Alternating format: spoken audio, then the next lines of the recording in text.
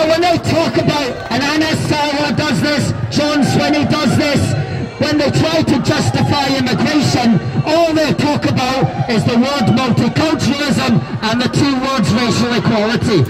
Well, even if you agree with all of that, you still don't want the levels of mass immigration that we are suffering from. You still don't want the small boats, and you still don't want them to be resettled in Scotland.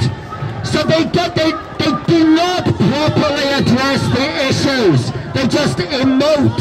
They emote. They're full of emotion. They're not full of logic. They're not full of sense. They're not full of reason.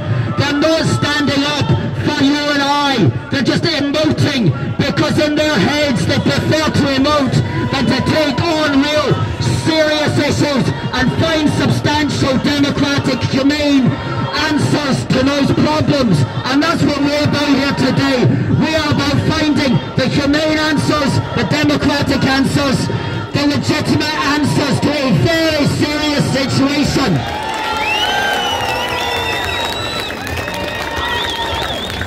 And our politicians have to wake up to this.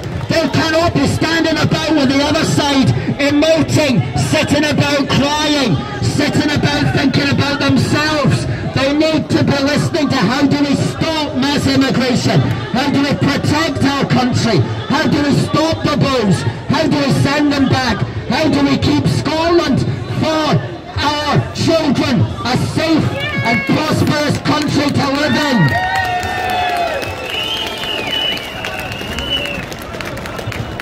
So that's the two things we're doing. We're normalising the conversation, and that's why they are so angry. They are so angry because they see their irresponsible open borders narrative slipping away. No longer from